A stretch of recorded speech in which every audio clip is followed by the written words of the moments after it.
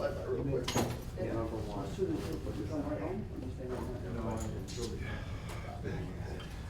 Oh, I never ask official questions. That's my least favorite. That is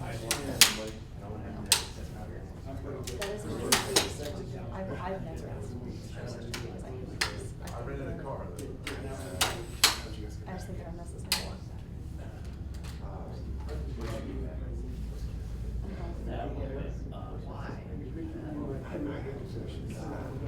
Yeah, what was it like? Oh, I guess that's right. Yeah, you didn't have that time. Yeah.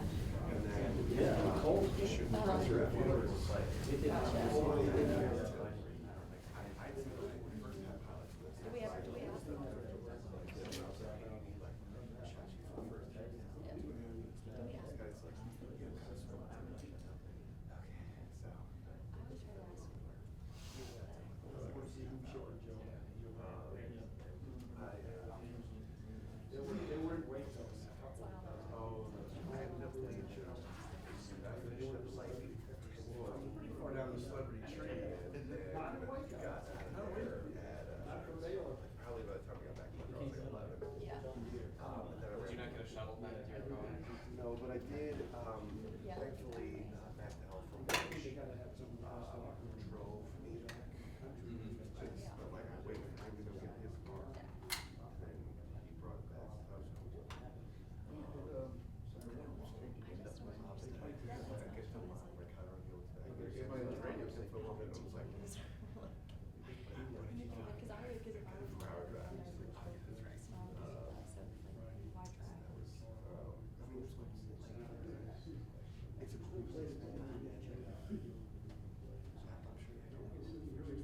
Oh, yeah.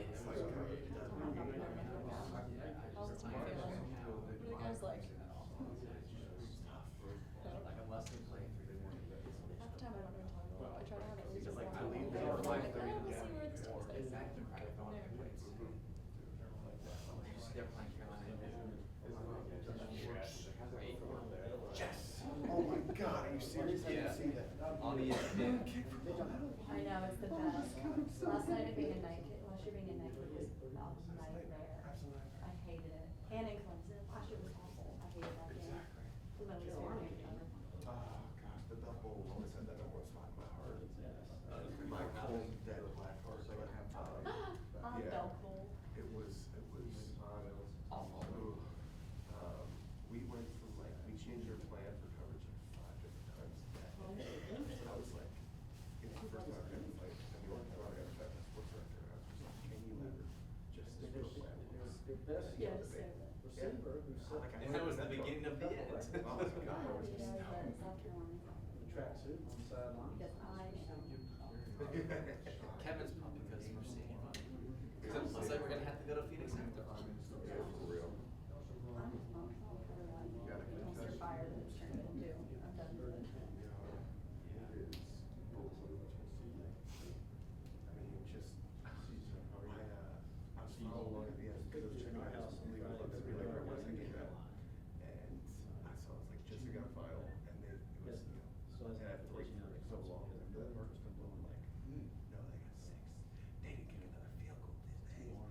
White missed one. One field goal. Yeah, they're like, ah.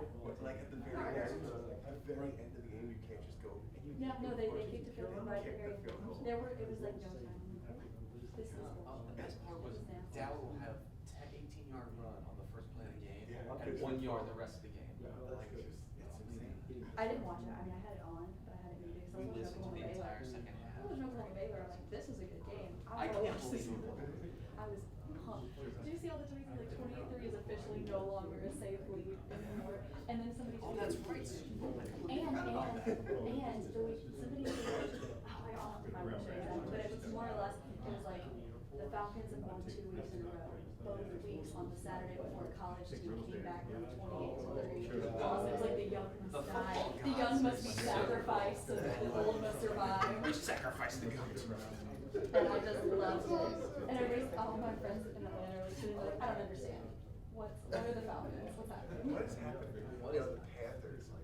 Well, what's funny is last week the Falcons were like, yeah, we said we were gonna start playing it, and then they went and I was like, Logan's like, what happened? I was like, I said they were gonna start playing it. I guess they weren't playing it.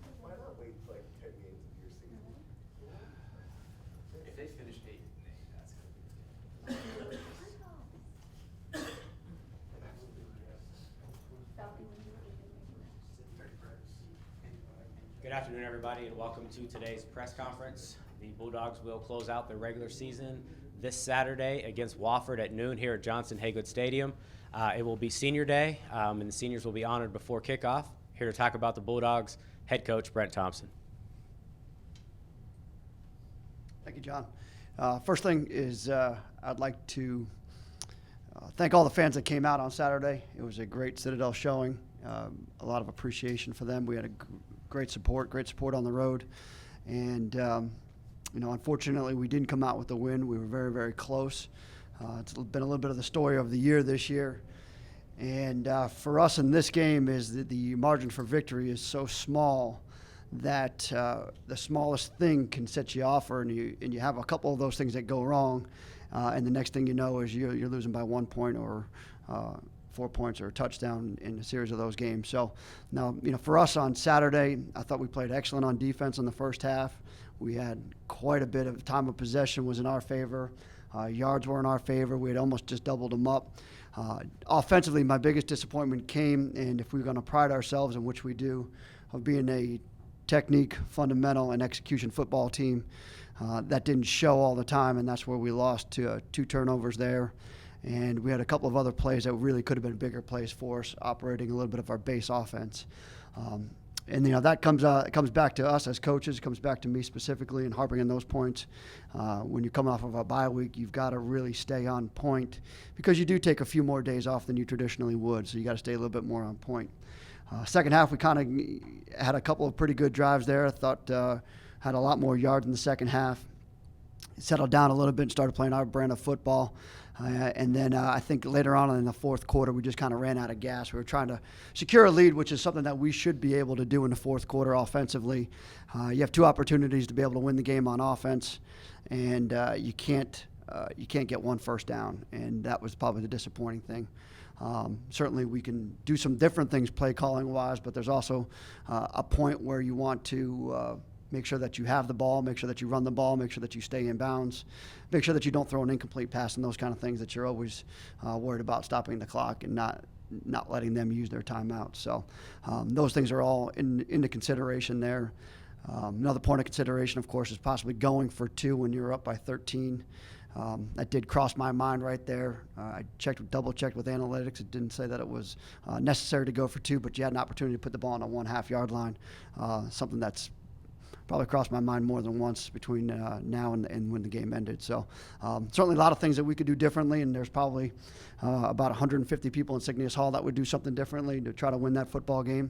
I don't doubt our effort. I don't doubt the kids want or will or desire to want to win that football game, because they did. But I will say this, is that there's certain things that we can always do differently, and but we're going to move on. This is a big football game for us, no matter what. If it's not for the conference championship, there's still a lot of things on the line. Number one is it is senior day, and for most of these seniors, this was my first class. It's a very special class for me. It's a class that I have a lot of respect for. Everything that they've done, they've been in the good and they've been in the not so good here, and they've stuck it out and they've stuck with it, and they're going to be rewarded at the end of the day for their efforts here. So I want to make sure that we send those guys out on a high note against a very good Wofford team, a team that's very explosive, a team that plays well on defense, and they can they've got probably one of the best players in the league at playing quarterback for them, and Joe Newman. So we've got our work cut out for them. I know Coach Grantham will come up with a good plan. We're working on a plan right now offensively to be able to see if we can't get a W and try to end the season on a good note. Questions? Coming back home, talking a little bit more about these seniors, just this game, how big it is, no matter what at the end of it, like you said, just what would this mean for you, for these guys, and finishing out a home win against a conference champion like Wofford? Yeah, well, number one is it's been almost 2 years. It felt like since we played Wofford is at the beginning of last season and at the end of this year. But we still remember that game, and I think these seniors still remember that game where we had 4 opportunities from the 5 yard line. And that's one in a series of probably 4 or 5 games with these guys that has come down to possibly one score and right at the end of the game. So I think for that reason alone, it's important, and they have a lot of those memories, good and bad, going all the way back to the 2016 year. So I think the Wofford game is a great way to end it for these seniors. It's certainly going to be a meaningful one, and they are going to remember this game, whether it was Wofford or anybody else we played. That you're always going to remember your last game. We talked a lot about rivals this team has this season with VMI and whoever it may be. Is it almost poetic to end with this senior class against Wofford, who is the conference champion? Absolutely, it is. And if you would have asked me probably any time before this most recent VMI debacle, I think the Wofford would have been my top choice as the rival, just because they are in state. We do recruit against them. We've recruited against them only because they have similar style of players and the type ball games that we've played. It's been very, very back and forth. And of course, the 16-game losing streak that we broke here in 14 in 15 was a pretty good way to go and try and get that off of our back. But now we're kind of back in that rut again. We've got to dig ourselves out of that and hopefully get the top dog trophy back in Cygnus Hall. Coach, when you were saying after the game you didn't know the Wofford score until afterwards in the postgame, when your players found out what happened, what's the plan in working with them and making sure they stay focused on everything that's still in play? Well, there's a lot of things still to play for. A winning season is big, and a winning season here is even bigger. An opportunity to get 7 wins is a big one, and an opportunity to send the seniors out, as well as beat a conference opponent, as well as a rivalry. I think all those things is a lot to play for still, and you never really want to take for granted any winning seasons. That's for sure. Since Saturday, what has been the feel when you've been around the guys, or what have you heard from them? What's it been like? Well, yesterday I simply just laid it out for them. I laid it out where how many teams in Citadel history have really been above 500, and it's probably somewhere around 35, 36, 37%, somewhere in there. So that's something that they can still be very, very proud of.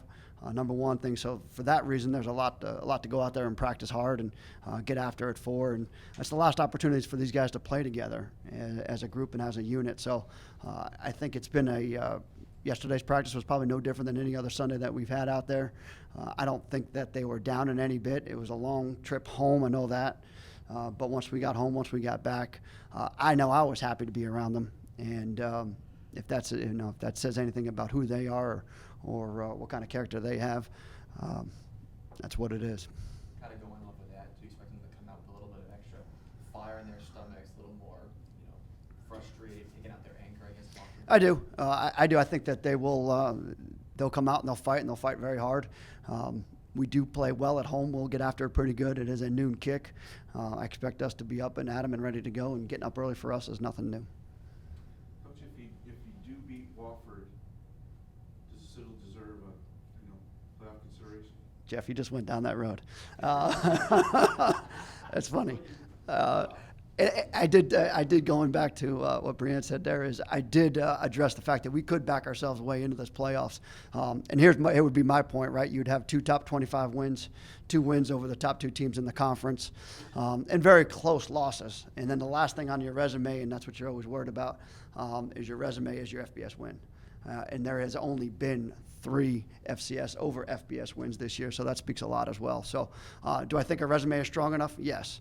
Do I think we'll get a shot? I don't have much faith in it, but if we were to go out and play well, we'd have a chance. Kind of going off of that, from the other side of the standpoint, Wofford's already locked up the conference title. They're in, they know what their deal is. There's always that wonder in the football circles of how much do you play for the game, how much do you go. A rivalry game, I imagine, changes some of it, but do you expect them to be as locked in as they were, say, a week ago against Furman? Well, if I'm sitting there at Wofford right now, I just read the top 25 poll, and Wofford goes ahead and beats a top 10 team in Furman, and how many spots did they move up? 2 or 3 spots. So if that's the case, I'm pretty upset if I'm Wofford. I'm going out to prove that I'm the better team out there, and I'm the best team in this conference. I just beat the best team in this conference, and they only dropped 1 or 2 slots or 4 or 5 slots, whatever it is. I would come out ready to play some football if I was them and make a statement game out of it. I know you don't dwell on the past that much, but do you ever look back at some of these games like Towson, Sanford, VMI, and just think, what if this happened? What if this had gone that way? Yeah, I mean, shoot, you're looking at it's supposed to be about a 6 or 7 hour bus ride home, and we had a little bit of an accident on the way there that we ran into. So we were talking about another hour or so. It was an 8-hour trip home, and that's about where I spent the last 4 or 5 hours figuring out is, how do you get better at the end of the game so that way you don't have those. And it's really what it comes down to. The margin of victory for us is so slim, and it always will be due to the fact that we're going to have to be an execution team. So when you go back and you watch all that film, it's this point here, it's this point here. It's not just the fourth quarter. The fourth quarter is what everybody remembers, what everybody sees, but it's what went on throughout the course of the game. Do you have an opportunity to kick the field goal there? Yeah. You have an opportunity to kick the field goal, and then it's not even a discussion right there. Don't turn the football over. That's the point right there, is get them off the field out here at Towson. You got a chance at the end of the game in Elon right there to win the game. Certainly there's all those things, and you really could have had a much better year, but you have to go through these kind of years to get to the next one, to be able to impart on your players that, hey, if you don't play every single play to the best of your ability and you just missing a fundamental and a technique, you can lose the football game, and you don't even know it at that point. And that was my point last night to those guys. Speaking of the fourth quarter, though, the Sanford and Chattanooga game unfolded so similarly. Correct. Are there lessons to be learned in the end of those two games? Well, number one is, there's a couple there. One is you could be a little bit more aggressive, but you could learn that lesson the hard way too and turn the ball over. Number two is, do I think we ran out of gas? Yeah, I thought we ran out of gas in both those games.